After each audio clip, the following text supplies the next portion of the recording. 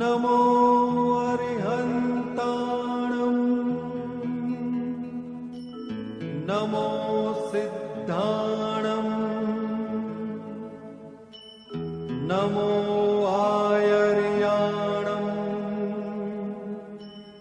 नमो वज्जायाणं नमो लोये सव्वसाहुणम्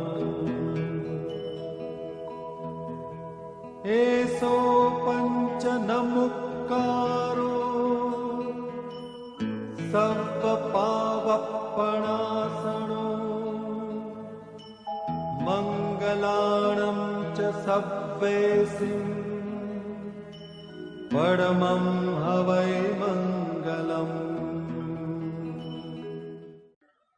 मोक्षमार्गस्य नेतारं भेत्तारं कर्मभृतां ज्ञातारं विश्वतत्त्वानां वन्दे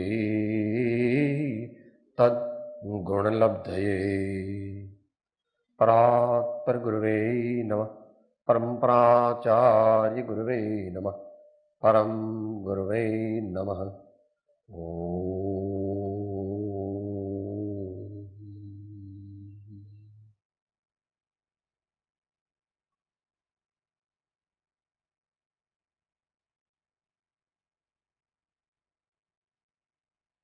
સ્વાધ્યાયમાં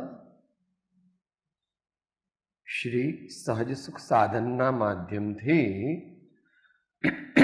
સમ્યક જ્ઞાન એ વિષયની આપણે વિચારણા કરી રહ્યા છીએ.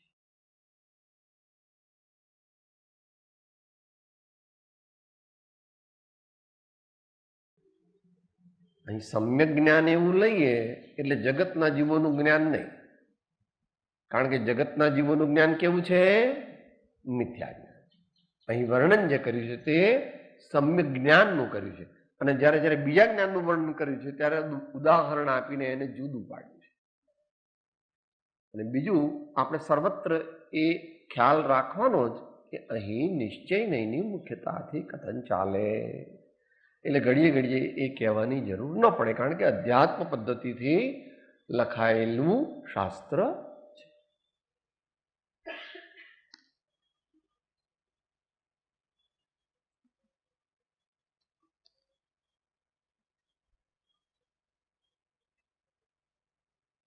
પૃષ્ઠ સંખ્યા 463. દ્રષ્ટાંત આપીને આપણને છેલ્લે સમજાવ્યું હતું કે વૈજ્ઞાનિકો હોય છે તે વૈજ્ઞાનિકો નવી નવી શોધ કેવી રીતે કરે છે? તો કે ઊંડી વિચારણા કરીને એ વસ્તુનો વિચાર કરે છે, પછી જે વિચાર પોતાને યોગ્ય લાગ્યો એનો પ્રયોગ કરે છે, અને એ ઉપરથી એમનું અનુમાન જ્ઞાન વધારે છે, એમનું જ્ઞાન વધારે છે. Knowledge ઇન્ક્રીઝીસ through research. ભલે જ્ઞાન અજ્ઞાન રૂપ છે તો પણ એ રિસર્ચથી વધી શકે છે, અને ધાર્મિક જ્ઞાન મુમુક્ષુનું હોય તે પણ અભ્યાસથી વધી શકે છે. આત્મજ્ઞાન થયા પહેલા પણ ઉત્તમ મુમુક્ષુઓ વારંવાર સતશાસ્ત્રોનું વાંચન પણ કરે છે, અર્થ સમજે છે, ચિંતન કરે છે, મનન કરે છે. એ રીતે જ્ઞાનને વધારે છે, એ રીતે જ્ઞાનને વધારે છે, પાકું કરે છે, પણ દ્રષ્ટિ એમની જુદી છે. મુમુક્ષુની દ્રષ્ટિ માત્ર જ્ઞાન વધારવું તે નથી, પણ મુમુક્ષુની દ્રષ્ટિ તે મોહ ઘટાડવો તે. બેનું પ્રયોજન જુદું થઈ ગયું. વૈજ્ઞાનિકને ખબર જ નથી કે મોહ ઘટાડવું તે મારા જીવનનું પ્રયોજન છે, પણ જો મુમુક્ષુ સાચો હોય તો તેનું ધ્યેય એ હોવું જોઈએ કે હું જ્ઞાન વધારું છું, ભક્તિ વધારું છું, તપ વધારું છું, કંઈ પણ સાધના કરું છું. શા માટે કરું છું? મોહને ઘટાડવા, અથવા આત્માનો લક્ષ્ય અને આત્માની દ્રષ્ટિ વધારવા, અથવા સાદી ભાષામાં સર્વ પ્રકારના કષાયોને ઉપશાંત કરવા એ એક બાજુ, અને બીજી બાજુ દેહાદિ પર પદાર્થોથી જુદો એવો હું જ્ઞાન સ્વરૂપ છું એવી દ્રષ્ટિ પાકી કરવા માટે, એવી દ્રષ્ટિ પાકી કરવા માટે, એવી દ્રષ્ટિ કેવી રીતે પાકી થાય એવું વારંવાર સ્મરણ કરે, સ્મરણ કરે, સ્મરણ કરે તો દ્રષ્ટિ પાકી થાય. ભગવાનની આજ્ઞા પ્રમાણે દ્રષ્ટિ પાકી કરે તો જ્ઞાન વધે.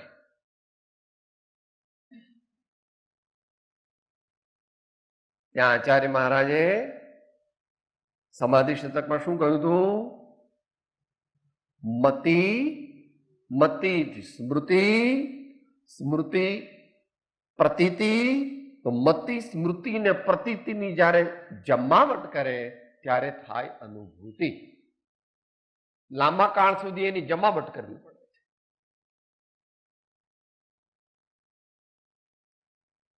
મતિ અને સ્મૃતિ કથનચિત એક છે, પણ મતિ જ્ઞાનના અનેક પ્રકારમાં સ્મરણ એ મુખ્ય છે આપણા માટે. હમણાં પદ બોલ્યા બેન, પાર્શ્વનાથ ભગવાન તમારા નામનું અને તમારી મુદ્રાનું હું સ્મરણ કરું. શા માટે? કે પાર્શ્વનાથ ભગવાન એટલે શું?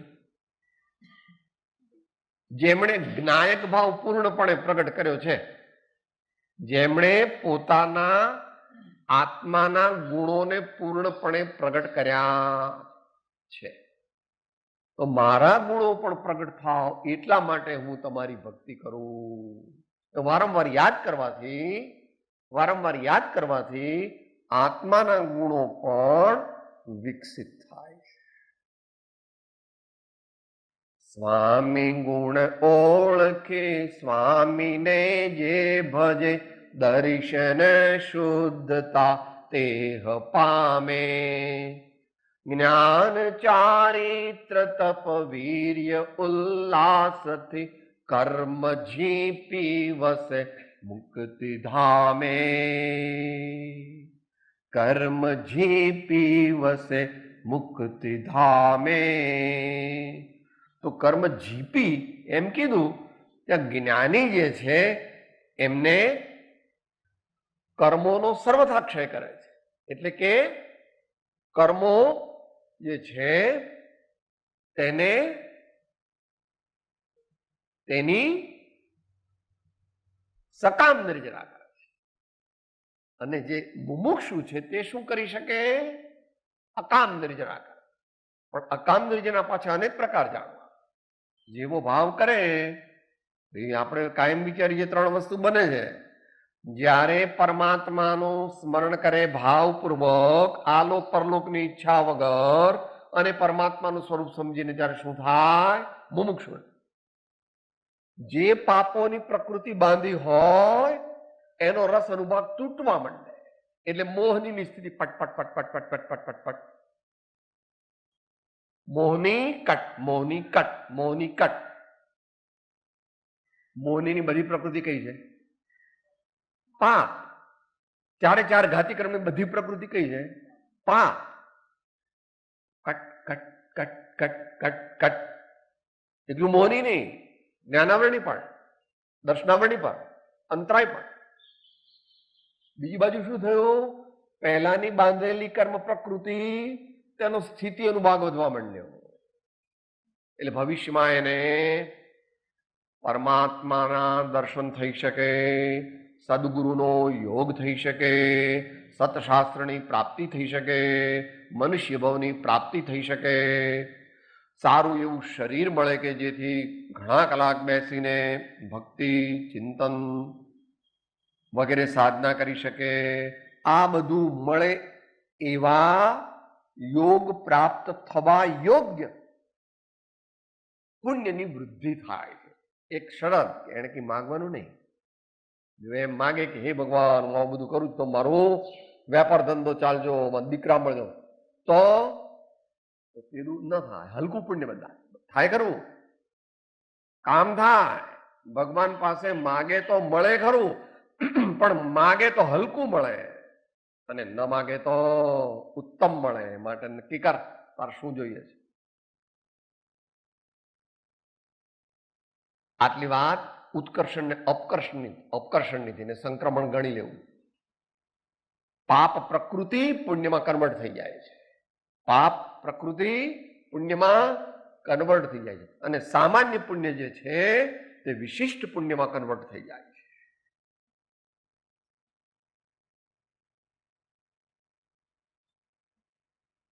તો જે પણ કંઈ કરે તે કેવી રીતે કરવું એ વારંવાર વિચારી ભાવ નિર્મળ રાખવા, ભાવ રૂડા રાખવા, ભાવમાં કશાયના અંશો ન આવે અને જગતના પદાર્થોનું માલિકીપણાની માન્યતા ન આવે એ 24 કલાક કરવા. ને માટે કોઈ ટાઈમ નથી કે દીકરાને રમાડું ત્યારે તો દીકરો મારો ખરો ને, કે ના, દીકરાને રમાડે તે તારી ફરજ. દીકરો 3 કાળ તારો નથી, કારણ કે શરીર જ તારું 3 કાળ નથી. તારું એટલે મારું, મારું એટલે આપણા બધાનું.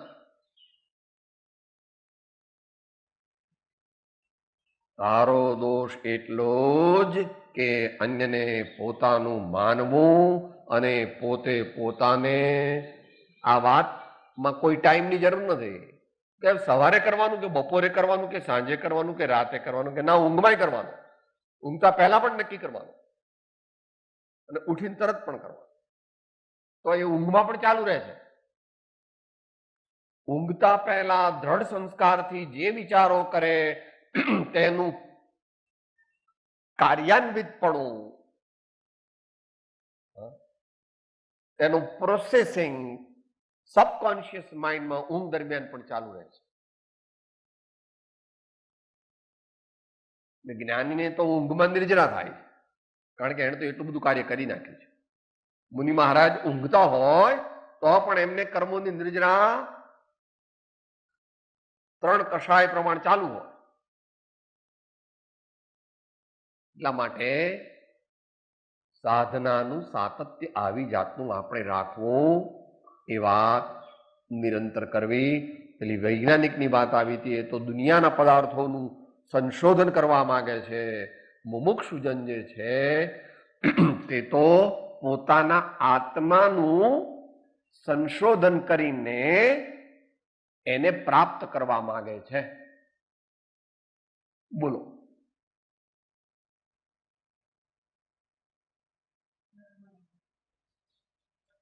આત્મજ્ઞાન કોને મળે?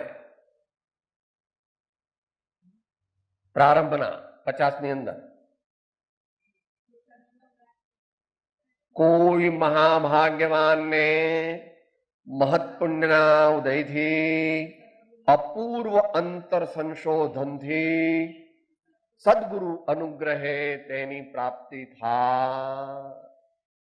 અપૂર્વ અંતર સંશોધન.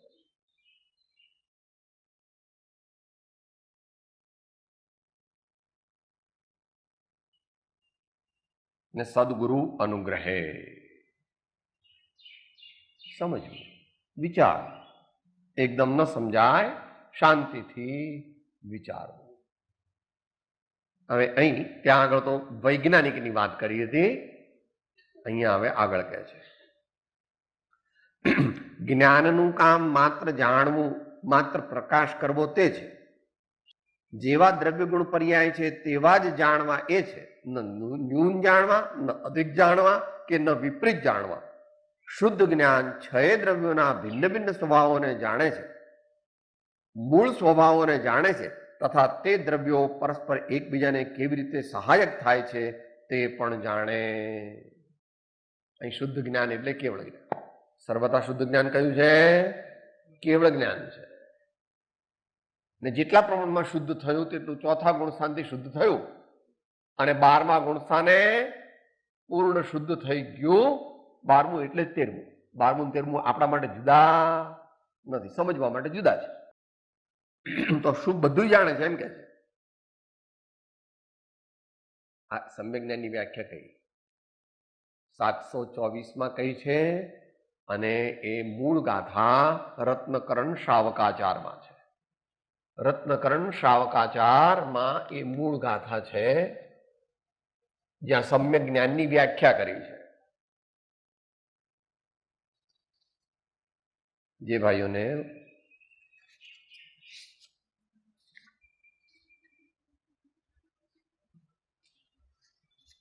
એ ગાથાનો અભ્યાસ કરવો હોય અને એનું જ અનુસરણ કરીને 42મી ગાથા 42મી ગાથા શ્રી રત્નકરંડ શ્રાવકાચાર, એનો ભાવાનુવાદ તે પત્રાંક 724 ની અંદર કરેલો છે. તે આ પ્રમાણે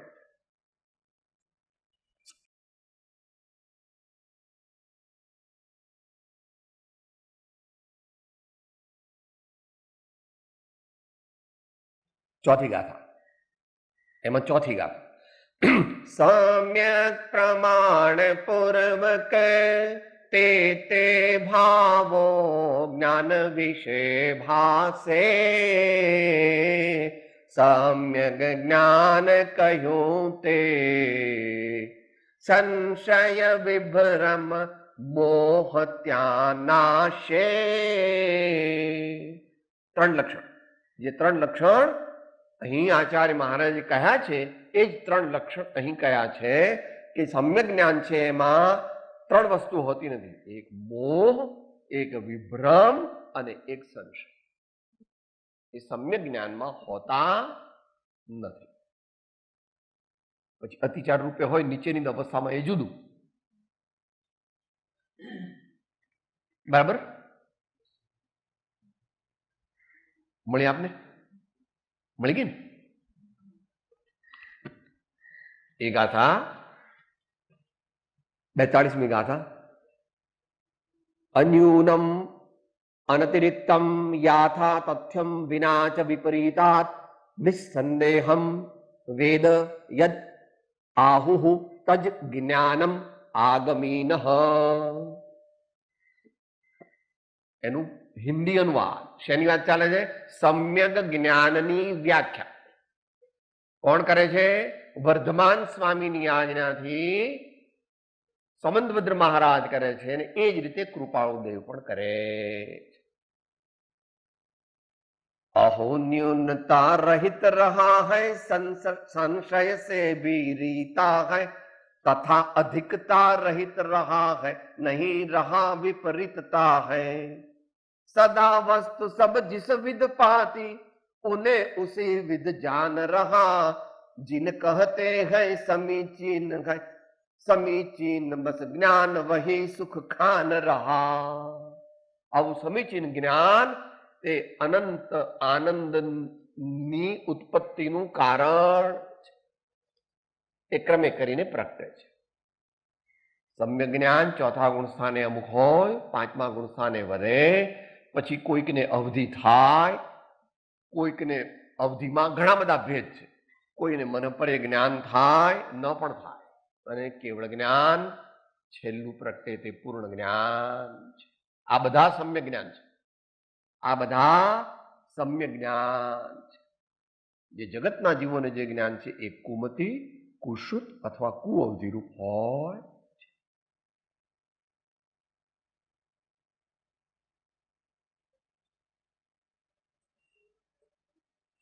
જેવા છે તેવા જ જાણે છે. ઓછા પણ નથી જાણતા, વધારે પણ નથી જાણતા, વિપરીત પણ નથી જાણતા. 6 દ્રવ્યોના ભિન્ન ભિન્ન સ્વભાવોને જાણે છે, મૂળ સ્વભાવને જાણે છે, તથા તે દ્રવ્યો પરસ્પર એકબીજાને કેવી રીતે સહાયક થાય છે તે પણ જાણે છે. કયું સૂત્ર મૂક્યું? પરસ્પર ઉપગ્રહો જીવાનામ, પરસ્પર ઉપગ્રહો જીવાનામ એવું ભગવાનનું સૂત્ર છે, ઉમા સ્વામીનું. એને પણ અહીંયા આગળ ભણી લીધું કે સર્વજ્ઞ ભગવાન અને જ્ઞાની પુરુષો જીવો એકબીજાને કેવી રીતે સહાયક થાય છે તે પણ જેમ છે તેમ જાણે છે. ભાઈ અંદર આવ્યું ને? તથા તે દ્રવ્યો પરસ્પર એકબીજાને કેવી રીતે સહાયક થાય છે તે પણ જાણે છે. એટલે ચારે પેલા પણ ગણી લેવા, એ હવે કહેશે. ચારે અરૂપી અજીવ દ્રવ્યો પણ કેવી રીતે સહાયક થાય છે એ પણ હવે એનું વર્ણન ચાલુ કરે છે. ધર્મ અધર્મ આકાશ કાળ ક્રિયા રહિત સ્થિર છે, તે પોતે વિભાવ રૂપે કે ઉપાધિ રૂપે પરિણમતા નથી. કેવળ દ્રવ્યોને હલનચલનમાં, સ્થિર રહેવામાં, અવકાશ પામવામાં કે પરિવર્તનમાં ઉદાસીન રૂપે સહાય કરે છે. સંસારી જીવ અનાદિકાળથી કર્મથી બંધાયેલો છે. કર્મ પૂદગલ છે. જીવ અને પૂદગલમાં પરના નિમિત્તથી વિભાવ રૂપ પરિણમવાની શક્તિ છે. તેથી જીવોમાં કર્મના ઉદયથી વિભાવ ભાવ, રાગાદિ ભાવ, અજ્ઞાન ભાવ, અસંયત ભાવ થાય છે. તે ભાવોના નિમિત્તથી કર્મ પૂદગલ આવીને જીવના કાર્મણ શરીરની સાથે બંધાઈ જાય છે. તેનો બંધ કેવી રીતે થાય છે તે કઈ કઈ અને કેવી કેવી રીતે પોતાની અસર બતાવે છે તથા તે કેવી રીતે દૂર થાય છે, જીવ અને કર્મની પરસ્પર નિમિત્ત નૈમિત્તિક ક્રિયાથી શું શું થાય છે તે સર્વ વ્યવસ્થાને પણ શુદ્ધ જ્ઞાન જાણે છે.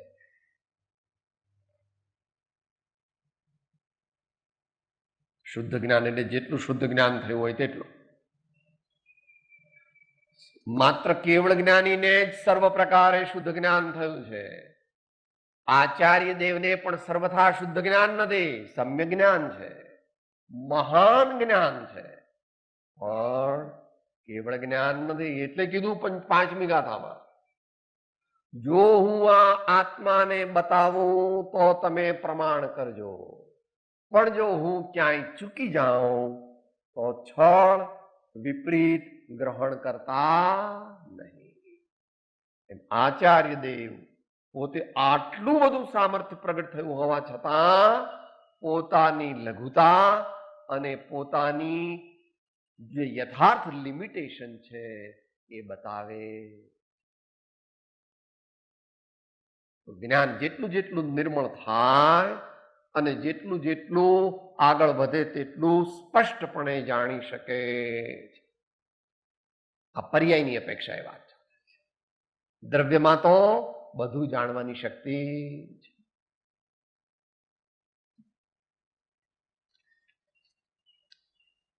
હવે કન્ક્લુઝન કરે છે. અભિપ્રાય એ છે કે 6 દ્રવ્યોને તેમના સામાન્ય અને વિશેષ ગુણોને, તેમના સ્વાભાવિક અને વૈભાવિક પર્યાયોને, જગતની સર્વ વ્યવસ્થાને શુદ્ધ જ્ઞાન બરોબર જાણે છે.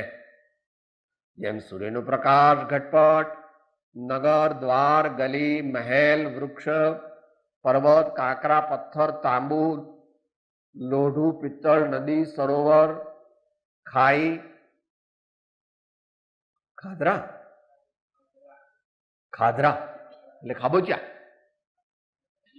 ખાધરા શબ્દ આમ તો અચ્છા ઝરણું, ઝરણા, સ્ટ્રીમ્સ આદિ સર્વ પદાર્થોને તેમના આકારને જેમ છે તેમ દેખાડે છે.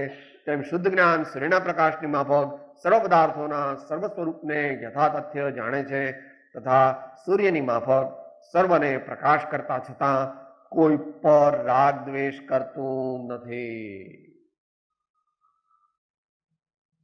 શક્તિ અપેક્ષાએ આત્માના ગુણ અથવા દ્રવ્યની વાત ચાલે છે અને વ્યક્તિ અપેક્ષાએ કેવળ જ્ઞાની પરમાત્માના જ્ઞાનની વાત ચાલે. બરાબર? ક્લિયર છે કે આ બધું જ્ઞાન બીજું કોઈ ન જાણે. સર્વ દ્રવ્યો અને તેની સર્વ પર્યાયોને બીજું કોઈ જ્ઞાન જાણે ન જાણે. કેવળ જ્ઞાન હોય તો જ જાણે. કોઈ સૂર્યને અર્ઘ ચડાવે તો તે તેના ઉપર પ્રસન્ન થતો નથી. કોઈ સૂર્યની નિંદા કરે તો તે તેના ઉપર અપ્રસન્ન કે ક્રોધિત થતો નથી. પૂર્ણ સમદર્શી છે. પોતાના તાપ અને પ્રકાશથી સર્વ પદાર્થોને ગુણકારી થાય છે. તે કાંઈ વિચાર કરતો નથી કે અમુકને લાભ આપું કે અમુકને હાનિ પહોંચાડું. એ તો પૂર્ણ વિતરાગતાથી તો ઉપલક્ષથી કહે છે. સૂર્ય એટલે પદાર્થ જે છે એ કઈ આત્મા નથી, આ તો દ્રષ્ટાંત છે, એ આપણે હમણાં લઈએ છીએ. એ તો પૂર્ણ વિતરાગતાથી પ્રકાશ કરે છે. પછી ભલે કોઈ લાભ માની લે કે કોઈ હાનિ માની લે, તેવી રીતે શુદ્ધ જ્ઞાન પણ સર્વ દ્રવ્યગુણ પર્યાયોને યથાર્થ જાણતા છતાં પણ નથી કોઈ ઉપર રાગ કરતું કે નથી દ્વેષ કરતું, પ્રશંસા કરવાથી નથી ઉન્મત્ત થતું કે નિંદા કરવાથી નથી રોષ કરતું, પૂર્ણ સમદર્શી વિતરાગી નિરાકુળ છે. જેવી રીતે સર્વજ્ઞ વિતરાગપણું એ સિદ્ધ પરમાત્માનો સ્વભાવ છે, તેવી જ રીતે સર્વજ્ઞ વિતરાગપણું એ દરેક આત્માનો સ્વભાવ. દરેક આત્માનો સ્વભાવ એટલે કે દરેક આત્મા શક્તિ અપેક્ષાએ કેવું છે, આપણે વિચારી ગયા હતા આત્મસ્થિતિના માધ્યમથી. અનંત દર્શન જ્ઞાન તું અવ્યાબાદ ઇત્યાદિ. શું? પણ જયારે વ્યક્તિ અપેક્ષાએ લઈએ ત્યારે તો મહાવીર પ્રભુનું સ્તવન જે આવે છે શાંતિ ભાઈનું, સૂર્ય ચંદ્ર વાયુ એ બધા જેમ કોઈના નથી એમ મહાવીર પ્રભુ પણ કોઈના નથી. મહાવીર પ્રભુ તો સર્વના. મહાવીર કેવળ જૈનોના નથી પણ આખી દુનિયાના છે. એમ પદ બનાવ્યું ને કે ભગવાન કોઈના હોય? ભગવાનને એવો કઈ ભેદ નથી. એટલે દ્રષ્ટાંત આપ્યું છે, એટલે એમાં આપ્યું ને સૂર્ય, સૂર્ય ચંદ્ર તારા હવા આ બધા હું અમુક જણને લાભ આપું અને અમુક જણને લાભ ન આપું એવું કઈ કરતા નથી. એમ પરમાત્મા જે વિતરાગ ભગવાન છે, જે મહાવીર પ્રભુ છે, તીર્થંકર ભગવાન છે, એમને કોઈ પણ પ્રકારનો કોઈ પણ જીવો સાથે લેશ માત્ર પણ ભેદ હોતો.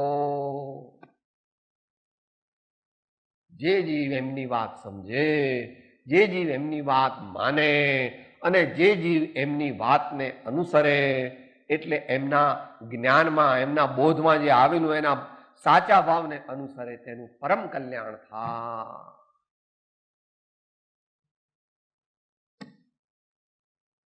લોટરી લાગી છે પણ જીવને વિશ્વાસ વચનમાં થતો.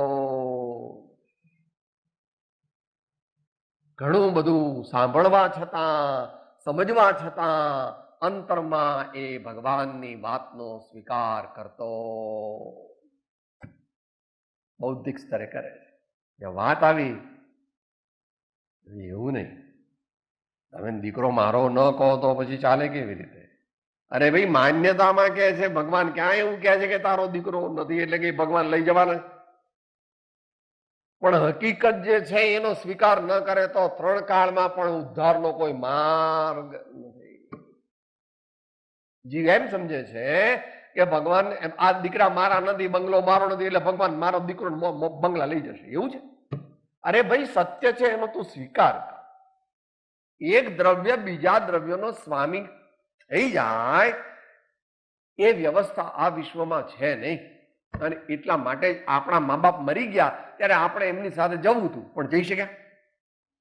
તારા મા બાપ હોય તો એમની સાથે તો તું જઈ શક, પણ મા બાપની સાથે જઈ શક્યો? ન જઈ શક્યો.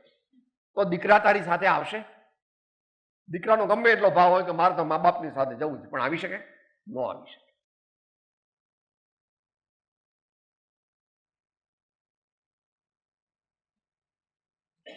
હાર્યો વર્ષે પણ વાર્યો ભરતો. હાર્યો વર્ષે એકલો ચાલ્યો જશે બૂમો પાડતો, હા મગન મગન મગન, મને બચાવ મગન. અરે મગન નહીં, ભગવાનને યાદ કર એમ કે છે. ભગવાનને યાદ કર એમ કે છે તો કલ્યાણનો કંઈક સારું થશે. ભગવાનને માત્ર સામાન્ય યાદ કરે તો કઈ પરમાત્મા ન બની જાય, પણ પરમાત્માનું સ્મરણ કરવું એ મુમુક્ષુ અને જ્ઞાનીનું કર્તવ્ય છે, એમ સર્વજ્ઞાની પુરુષો કહે છે. શું કહે છે? ઘડી ઘડી પલ પલ સદા પ્રભુ સુમિરન કો ચાવ, નર ભવ સફલો જો કરે દાનશીલ તપ ભાવ. એવો પ્રયત્ન કરવો. ઉતરતું ન હોય તો ભગવાનને પ્રાર્થના કરીને એમ શરણે જવું, હે ભગવાન, હું કુબુદ્ધિવાન, આપના વચનોને અંતરથી સમજીને ઉતારી શકતો નથી, સ્વીકારી શકતો નથી, તો મારી બુદ્ધિને આપ સુધારો, નિર્મળ કરો, મને એવો સત્સંગ આપો, મારી બુદ્ધિ એવી નિર્મળ થાય કે આપની વાત હું અંતરમાં સ્વીકારી શકું. દીર્ઘકાલીન પુરુષાર્થ, દીર્ઘકાલીન.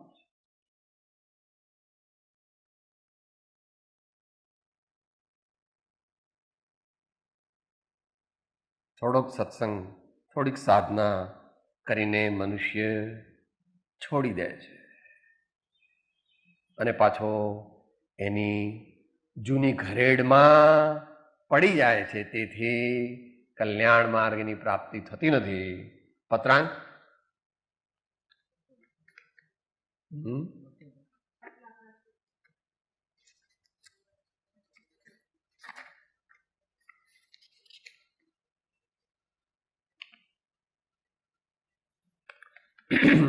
બહુ સમજવા જેવું છે. શાંતિથી વિચાર કરીને 1-2 વારમાં ન સમજાય, 25-50 વારમાં પણ ન સમજાય તો પણ શાંતિથી સમજવું. પત્રાંગ 229. અનંત કાળથી જીવને, એટલે આપણી વાત ચાલે છે, અસત વાસનાનો અભ્યાસ છે, તેમાં એકદમ સત્સંબંધી સંસ્કાર સ્થિત થતા ભગવાનની વાત બેસતી, ભગવાનની વાત ઉતરતી નથી, ભગવાનની વાત અંતરમાં આવતી નથી. હા જી, 229, 229, 229. જેમ મલિન દર્પણને વિશે યથાયોગ્ય પ્રતિબિંબ દર્શન થઈ શકતું નથી, તેમ અસત વાસના વાળા ચિત્તને વિશે પણ સત્સંબંધી સંસ્કાર યથાયોગ્ય પ્રતિબિંબિત થતા નથી. હવે તારી વાત કરે છે, એટલે આપણી વાત કરે છે. ક્વચિત અંશે થાય છે ત્યાં જીવ પાછો અનંત કાળનો જે મિથ્યા અભ્યાસ છે તેના વિકલ્પમાં પડી જાય છે. થોડું ખોદ્યું, પાણી ન મળ્યું, હવે જવા દો, પાછું બીજે જઈને ખોદે. ત્યાં થોડુંક ખોદ્યું, પાછું ન મળે, કે ત્રીજી જગ્યાએ જાય. કોઈ દી એને પાણી મળવાનું.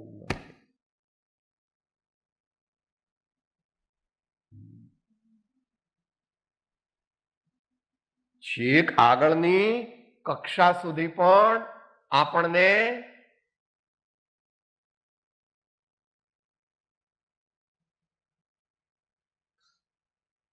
એ અભ્યાસ કરવાની, પારાયણમાં બોલો છો ને બેન? હા, છેક સુધી કરવું પડશે.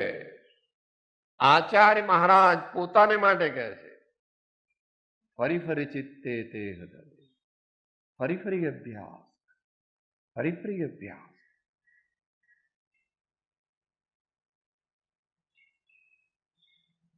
થાક લાગે છે, કંટાળો આવે છે, બીજે ચિત્ત જાય છે, બીજી વસ્તુઓમાં રસ આવે છે. આ બધું છોડ્યા વિના પરમાત્માનો માર્ગ પ્રાપ્ત થાય નહીં. માટે મોહાસક્ત જીવને માટે મોક્ષ માર્ગ છે નહીં. પણ મોહાશક્તિ થોડી ઘટાડે તો કામ. મોહાશક્તિ ઘટાડે, કારણ કે આખો ઉપયોગ પર પદાર્થોમાં ચોંટી ગયો છે. હવે ત્યાંથી એ ઉખેડે જ નહીં તો એ ઉપયોગ આત્મામાં લગાવવાની વાત તો દૂર રહી, આત્મામાં તો લાગે જ નહીં, પણ પહેલા તો ભગવાનમાં લગાડે. ઉપયોગ આત્મામાં કોઈનો સીધો લાગે નહીં. દીકરા દીકરા દીકરા દીકરા, બંગલા બંગલા, મોટર મોટર મોટર, એને બદલે ભગવાન મારા, ભગવાન મારા, ભગવાન મારો, ભગવાન મારા, સદગુરુ મારા, સદગુરુ મારા, સદગુરુ મારા, સદગુરુ મારા, ધર્મ મારો, ધર્મ મારો, ધર્મ મારો, ધર્મ મારો. તેમણે કહેલી આજ્ઞા મારી, તેમણે કહેલી આજ્ઞા મારી, તે આજ્ઞા મારે પાળવી છે, તે આજ્ઞા મારે પાળવી છે. એને પહેલા પ્રકારનું સંકિત કહે છે 751માં. એના પહેલા પ્રકારનું સંકિત કહે છે. એ સંકિત થયા વિના બીજા પ્રકારનું સંકિત થાય નહીં, અને બીજા પ્રકારનું સંકિત થયા વિના ત્રીજા પ્રકારનું સંકિત થાય નહીં.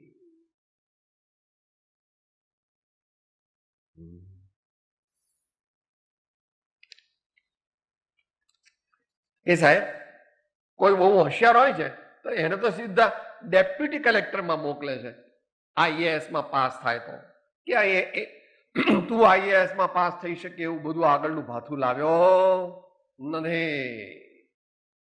માટે તારે તો ઓર્ડિનરી ક્લાર્ક તરીકે પહેલા રિક્રુટ થવું પડશે, એમાંથી સારું કામ કરીને સિનિયર ક્લાર્ક બને, એમાં ઘણું સારું કામ કરે તો ઓફિસ સુપ્રિન્ટેન્ડન્ટ બને, અને એમાં ઘણું સારું કામ કરે તો પછી મામલતદારની પોસ્ટ મળે, ત્યારમાં સારું કામ કરે તો ડેપ્યુટી કલેક્ટર થાય, અને પછી તો અત્યારે તો સામાન્ય રીતે એવું નથી થતું, પહેલા તો એવું થતું કે ડેપ્યુટી કલેક્ટર હોય ને એમાંથી કલેક્ટર પણ નોન આઈએએસ ને પણ આપતા, ડિપાર્ટમેન્ટલ પ્રમોશનથી કલેક્ટરની પદવી આપતા. હવે એવું બંધ કર્યું છે એવું સાંભળ્યું છે, આપણા જ્ઞાનનો વિષય નથી.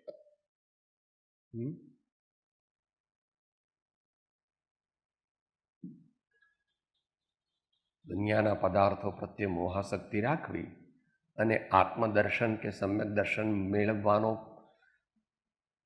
ભાવ રાખવો એ બે કોન્ટ્રાડિક્ટરી છે, બની શકે કદાપી બની શકે. મોહ અને મોક્ષ માર્ગ એક સ્થળે રહે નહીં. રાગ ને મોક્ષ માર્ગ રહે, પણ કે સાહેબ હું મિથ્યા દ્રષ્ટિ પણ છું ને હું મોક્ષ માર્ગી પણ છું, નિશ્ચયથી કેમ ન બની શકે. સર્વજ્ઞ ભગવાન એ સ્વીકારતા, આત્મભ્રાંતિ હોય ત્યાં સુધી નિશ્ચય મોક્ષ માર્ગ હોય. મોહને ઘટાડ્યા વિના સમ્યક દર્શનાદિને પ્રાપ્ત કરવાની જે ભાવના અને ચેષ્ટા તે ત્રિકાળ બનવા યોગ્ય નથી.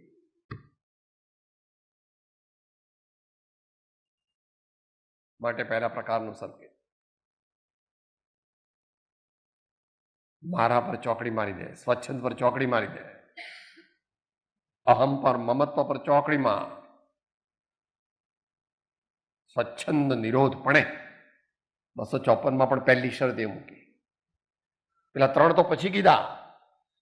જ્યાં જેટલો સ્વચ્છંદ દબાયો છે ત્યાં તેટલી બોધબી ભૂમિકા પ્રાય કરીને હોય, ત્યાર પછી આગળની વાત આલોકની અલ્પણ શુભેચ્છા, પરમ વિનયની ઓછાઈ અને પદાર્થનો નિર્ણય એ તો બધું પછી આવે છે. એ પહેલા સ્વચ્છંદને કેટલો દબાવ્યો છે. મને માફક આવે ને એ હું વાંચું, મને સારું લાગે એ મંત્રનો હું જાપ કરું, મને યોગ્ય લાગે એવો નિયમ હું લઉં. તો કે ભાઈ તને યોગ્ય લાગે તે રીતે આખું મોક્ષ માર્ગ લઈ લે ને બાપા. ત્યાં ભગવાનને શા માટે વચ્ચે લાવવા, સદગુરુની પણ જરૂર નથી તારે માટે. તો તને યોગ્ય લાગે એ પ્રમાણે તારે કરવું છે, ફેર ઇનફ, ટ્રાય. વહ સાધન બાર અનંત કીયો, અથવા 200 કેટલામો મુદ્દો 11મો, અનંત કાળ સુધી જીવ નિજ છંદે ચાલીને પુરુષાર્થ કરે તો પણ મોક્ષને પ્રાપ્ત થાય નહીં. જ્યારે જ્ઞાનીની આજ્ઞાનો આરાધક અંતર્મુહૂર્તમાં કેવળ જ્ઞાનને પ્રાપ્ત થાય.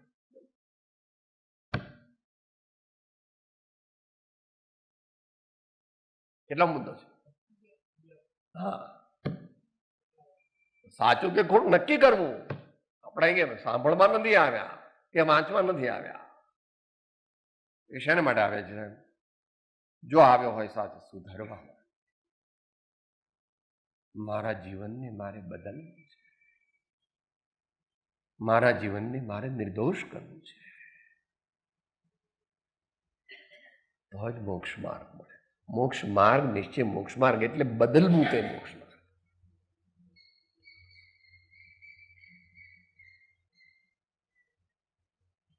જેવું માનતો તો, જેવું જાણતો તો અને જેવું વર્તતો તો એવું જ્ઞાની જો વર્તે એવી જ રીતે હવે વર્તવાનો હોય તો જ્ઞાન આદિ મળે, જ્ઞાન આદિની પ્રાપ્તિ થાય. એ વાત પણ લીધી છે વચનમાં.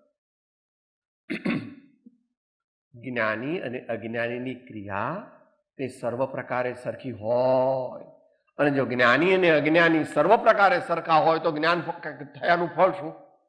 એવા જ્ઞાનનું શું કામ છે? એવા જ્ઞાનનું કઈ કામ નથી. બહુ મોટા પુરુષો હતા આ બધા.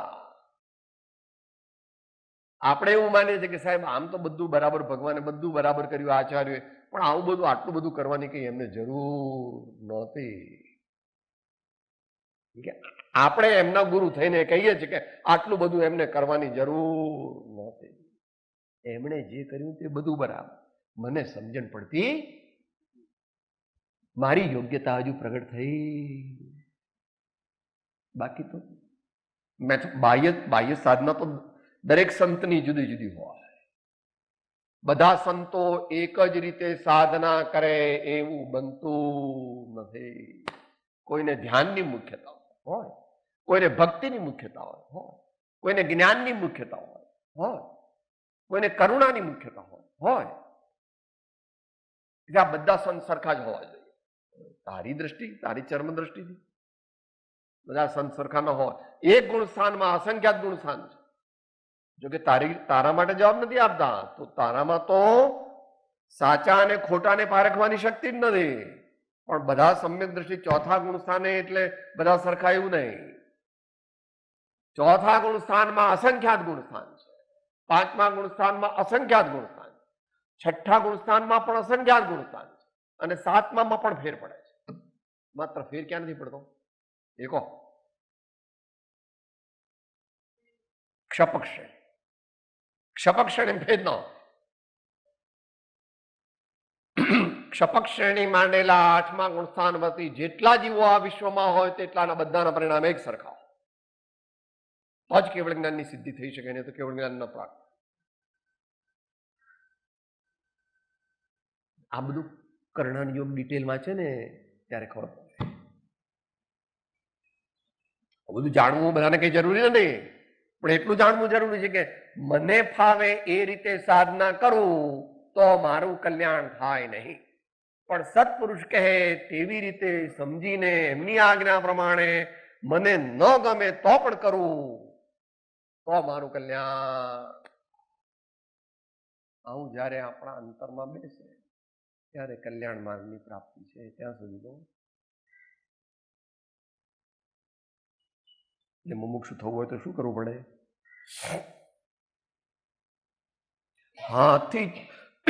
હાથી ચલત હૈ અપને ગત મો. હાથી એટલે અહીંયા આગળ ઉત્તમ મુમુક્ષુ અથવા સમ્યક દ્રષ્ટિ. હાથી ચલત હૈ અપને ગતમ કુતર ભૂકત વાકો ભૂકવા દે. તું તો રામ સુમેર જગ લડવા દે. તું તો રામ સુમેર જગ લડવા દે. તું તો રામ સુમેર જગ લડવા દે. જયારે જયારે જીવ સત્યના માર્ગે ચાલે ત્યારે બધા લોકો એને કહે છે વ્યવહાર ખબર નથી. હા લો, એમની પત્ની આટલા માંદા છે ને વળી આ તો ભક્તિમાં ગયા છે કે અક્કલ? હા, ત્યાં કરો, એમની સેવા કરો. આ શું ભક્તિમાં ઉપડ્યા? એટલે ત્યાં આગળ એમણે વ્યવસ્થા કરી છે.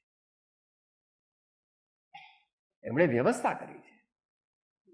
યોગ્ય સમયે બધી પત્નીની સેવા કરે છે, પણ પછી કે હું 1 કલાક ભક્તિમાં જઈ આવું છું. અત્યારે આ લોકો તમારા ચાર્જમાં છે. એવું જ કરે તો પછી દીકરાની પાસે જ બેસી રહેવું પડે આખી જિંદગી, અને પતિ કે પત્નીની પાસે જ બેસી રહેવું પડે. તો આત્માનું કોઈ દિવસ કેવી રીતે લો લો ધર્મ કરવા બેઠા છે, ફરજ તો બજાવતા નથી. લો, ऐसा नहीं चलेगा. लोक प्रतिबंध, स्वजन प्रतिबंध, देहादि प्रतिबंध और संकल्प विकल्प प्रतिबंध. લોક કોઈ ભલો થવાનો નથી. માટે એ લોકો કેમ કરવું એમ નહીં, પણ જ્ઞાની ભગવંતોએ કહ્યું હોય અને જે સર્વના કલ્યાણમાં હોય, મારા આત્માના કલ્યાણમાં હોય તે મારે કરવું એમ કરીને કહ્યું. પૂરું કરી નાખીએ આપણે, ટાઈમ થઈ ગયો છે. કર્મ પૂદગલ છે. જીવ અને પૂદગલમાં પરના નિમિત્તથી ભાવરૂપ પરિણમવાની શક્તિ છે. તેથી જીવોમાં કર્મના ઉદયથી ભાવ, રાગાદિ ભાવ, અજ્ઞાન ભાવ, અસંયત ભાવ થાય છે. અહીંયા એમ તો જીવોમાં કર્મના ઉદયથી નહીં, પણ કર્મોના ઉદયના નિમિત્તથી એમ સમજવું. કારણ કે કર્મના ઉદયથી જો વિભાવ ભાવ થાય તો કોઈ દિવસ વિભાવ ભાવ મટે જ નહીં. પણ અહીંયા આપણે સમજી લેવાનું, એમ સમજી લેવાનું શું? તેથી જીવોમાં એટલે સંસારી જીવોમાં કર્મના ઉદયથી વિભાવ ભાવ, રાગાદી ભાવ, અજ્ઞાન ભાવ, અસંયત ભાવ થાય છે. તે ભાવોના નિમિત્તથી કર્મ પૂતગલ, અહીંયા મૂક્યો નિમિત્ત શબ્દ, તે ભાવોના નિમિત્તથી કર્મ પૂતગલ આવીને જીવના કાર્બન શરીરની સાથે બંધાઈ જાય છે. તેનો બંધ કેવી રીતે થાય છે તે કઈ કઈ અને કેવી રીતે પોતાની અસર બતાવે છે તથા તે કેવી રીતે દૂર થાય છે. જીવ અને કર્મની પરસ્પર નિમિત્ત નૈમિત્તિક ક્રિયાથી શું શું થાય છે તે સર્વ વ્યવસ્થાને પણ શુદ્ધ જ્ઞાન જાણે. કેવળ જ્ઞાની પરમાત્મા એ બધું જાણે છે અને એ જ રીતે સમ્યક દ્રષ્ટિ પણ જાણે છે, પણ સમ્યક દ્રષ્ટિ પોતાની મર્યાદામાં જાણે છે. મુનિ મહારાજ પોતાની મર્યાદામાં જાણી શકે, ગણધર પોતાની મર્યાદામાં જાણી શકે અને કેવળ જ્ઞાની સર્વ પ્રકારે જાણી શકે. પણ સર્વ પ્રકારે અત્યારે જાણવાની જરૂર નથી.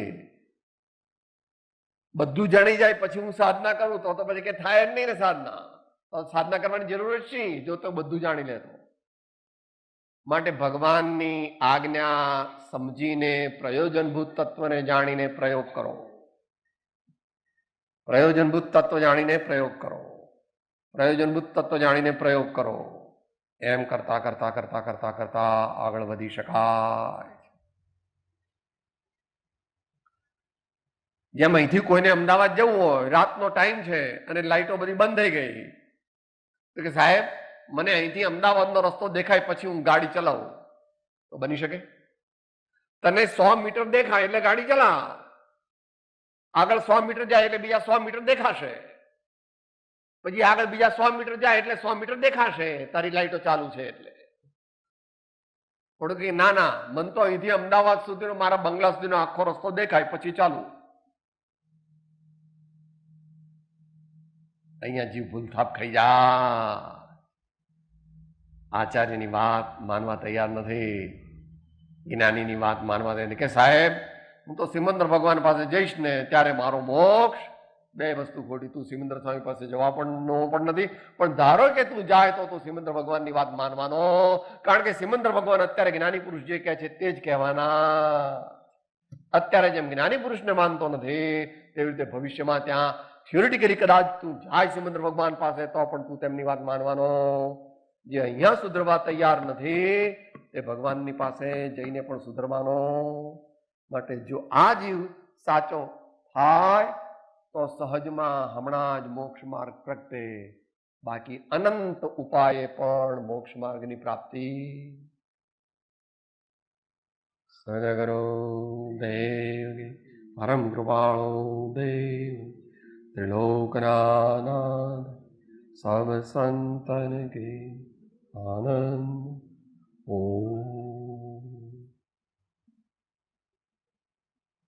હું આત્મા છું, આપનો સેવક છું, સૌનો મિત્ર છું. હું આત્મા છું, આપનો સેવક છું, સૌનો મિત્ર છું. હું આત્મા છું, આપનો સેવક છું, સૌનો મિત્ર છું.